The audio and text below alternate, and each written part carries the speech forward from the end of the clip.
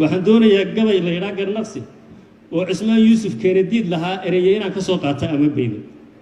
sanadku waa 1953 waa markii ingiriisku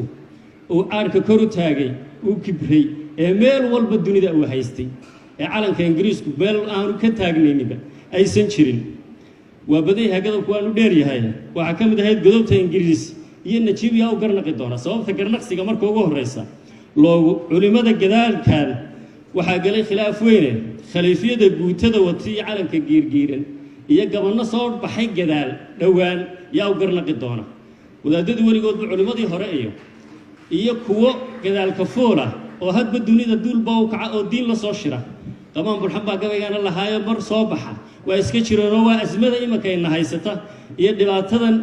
aynu nabadiidka kula halgamayno amnigeennii doonayno inaynu ku sugno leh maya culimadii hore aqoon ma lehe anigaa ka aqoon badan diinta sida loo turjumo iyo sida loogu dhaqmayana aqaana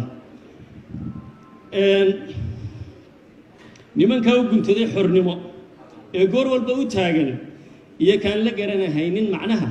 yaa u garnaqi doona kenyaanka halkay nala marayaan iyo siday nagu hayaan iyo waa ogtihiino inaannu isla garanno iyadiina waa loo baahanya waa garnaqsigii cusmaan yuusuf keenadiid duqayda xafiisyada gashee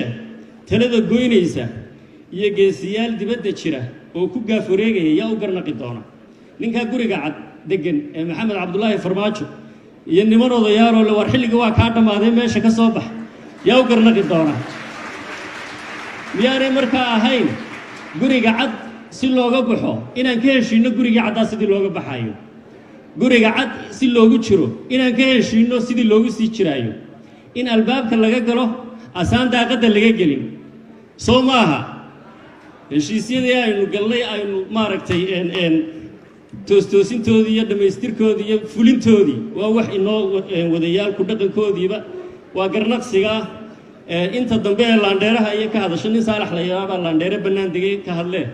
ee gabayga cismaan yuusuf keenadiid dib baan inoogu dhigay waa mahadsantihiin saddex qodob baan rabaa oo mawduucu ka kooban yahay inaan wax kooban ka idhaahdo ta koowaad dastuurka ta labaad federaalka ta saddexaadna doorashooyinka waa marka koowaade dastuurka waxaan filayaa sida ku jirta ajandaha berrito ayaa si faahfaahsan looga hadli doonaa waxaanse rabaa inay dhammaanteenna wada qirsannahay soomaaliya ilaa sanadkii 2000 waxbaa u soo qabsoomayay axdi qarameed ilaa dastuurku meel gaadh ah oo aynu maanta haysanno oo aynu ku shaqayno oo ina hor yaalla habka labaad ee aynu qaadannay oo hadda aynu ku dhaqannaa waxa weeye nidaamka federaalka ah federaalku ma inoo wanaagsan yahay soomaali federaal ma anfaca taas dood hadda furan oo u baahan in laga hadlo ma aha waynu ku jirnaa chick and egg philosophy digaaga ukunta iyo digaagadda keebaa horreeyey already federaalkii waa ku jirnaa ee federaal nooce ah baynu u baahannahay sidee baynu federaalka u sii kala hufnaa dowladda dhexe maxay awood u leedahay dowlad goboleedyadu maxay awood u leeyihiin maxay wadaagaan oo concurrent powers noqonaya maxay tahay in awoodaha hadhaadiga ah ee loo yaqaan residual power sida ay u kala qaybsanayaan ama u qaadanayaan maxay tahay taa waa waxa u baahan inaan sii kala qeexno oo iyadana haddii dowladnimadeennu sii adkaato dastuurkeenu adkaado habka federaalka aynu ku heshiinaynaa na uu noqonayo mid inoo kala qaybiya awoodaha jira ee dunida kale federaalka ku dhaqantaa sida ay ugu dhaqanto si loo mid ah inaguna u qaadanno 1960kii xorriyaddii ka hor digiryo mirifle waxay yidhaahdeen federaal fadaanow guddoomiye miyaan khaldi asaan ugu dhawaaqay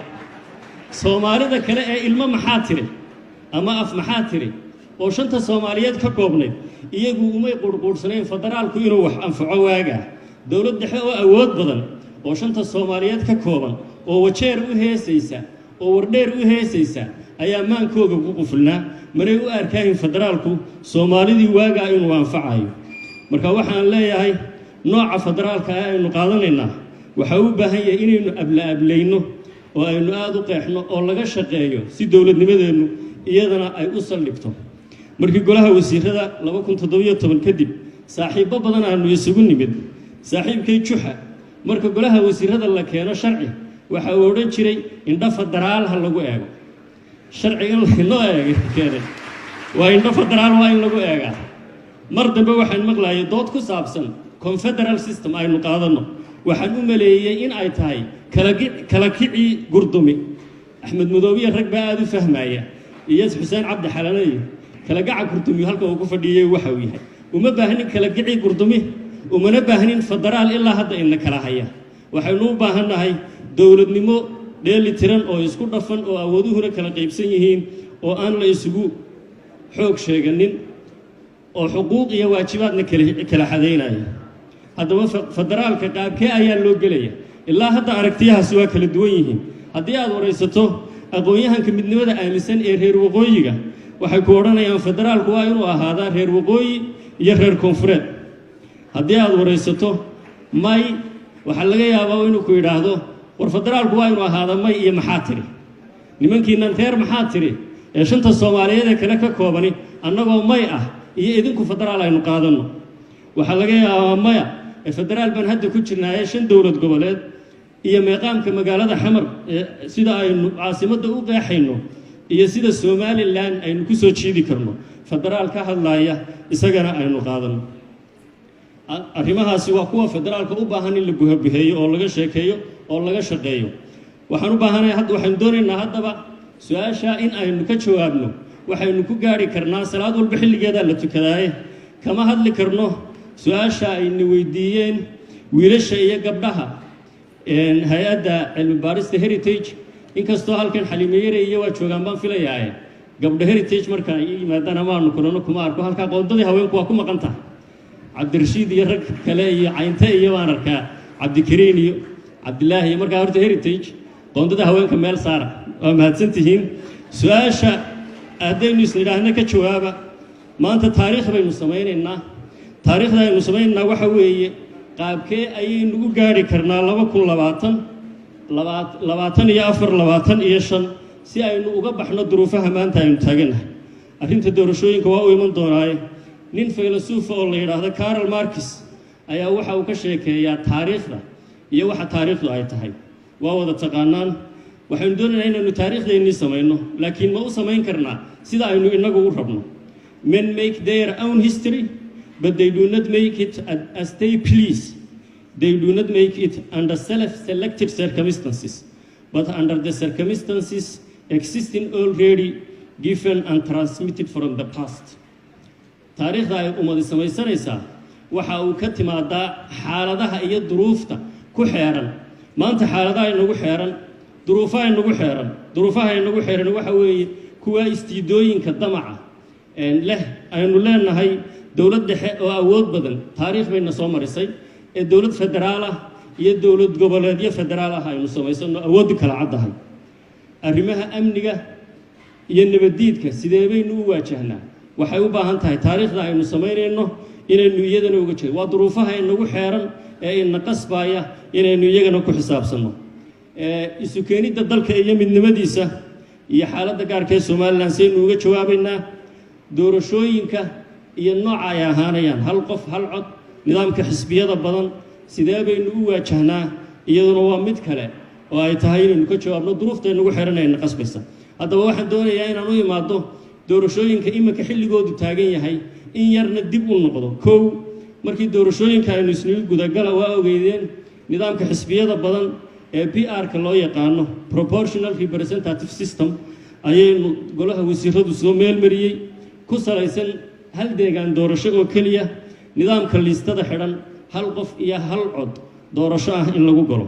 baarlamaanku markii gudoomiye mursal ay u timid iyo golaha shacabka waxa ay u saareen guddida afartiiba waxa kale oo ku jirtay qodobka 89 dastuurka aynu wax ka bedelno oo shacweynaha Soomaaliyeed madaxweynaha ha doorto oo madaxweynaha toos loo doorto intiiba marka la isku daray baarlamaanku wuxuu yiri halka horta awoodiina waa ku lumaysaaba awoodda kaliya leedahay waa inaad madaxweynaha doorataa weeye tii kale sharci dejinta marka laga yimaado sharcigii dib aan u eegno intii uu ku dhisnaa oo dhan waa la bedelay waxaana la soo saaray sharcigii doorasho ee u dambeeyay labada goleba maray ee habka liistada furan ama first past the post ku salaysan 275 iyo 54 xildhibaan oo aqalka sare ah oo qof walba sidiisa loo doorto degmo doorashooyin kala duwan ah hal qof iyo hal cod ha guddi doorashana ay shaqadii qabto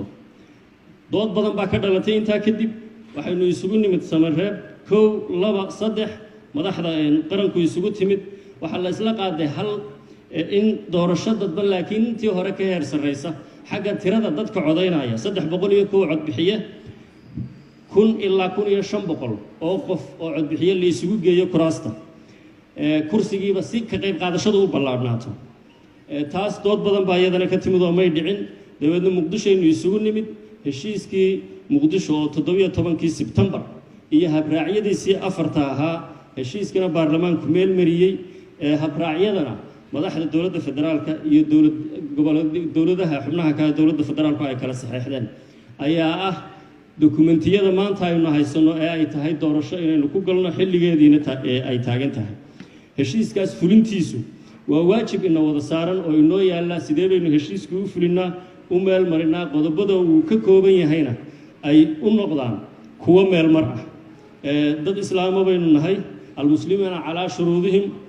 awfuu bilcuquud awfuu bilcahd diinta idinkaa iga badiya oo culimo waaweyn na isugu jirtaan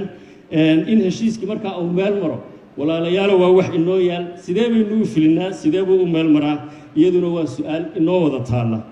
sidee lagu gaari karaa 2024 iyo 425 anu waxaan isleeyahay dhammaan shuruucda caalamiga ah gudooda marka la gelayana aasaas u ah kow daacadnimo inay jirto oo aynu isu wada daacadnahay niyad sami iyo niyad wanaag inuu jiro is-aamin inuu jiro oo aynu is-aaminayno oo ayna ahayn fadhigaan kaga kacaya ama shirka goorta ha lagaga kaco sidii qamaan bulxan lahaa baadida ninbaa kula deydayidaan la kaa badane aan doonahayn inaad hesho daayin abadkaaye dadkuna moodi duul wada dashoon wax u dahsoonayn marka ayaynaan ama annagu ama xubnaha kale ee fulinta ah noqon midkeenbana mid baadidiina waan wada deydayaynaa soomaaliyey haddana lugu inoo laaban tahay ay tahay taas haddii la isla helo waxaan aaminsanahay 2021 si fiican oo nabada ilaahay adamkiisa inaan ugaga bixi karno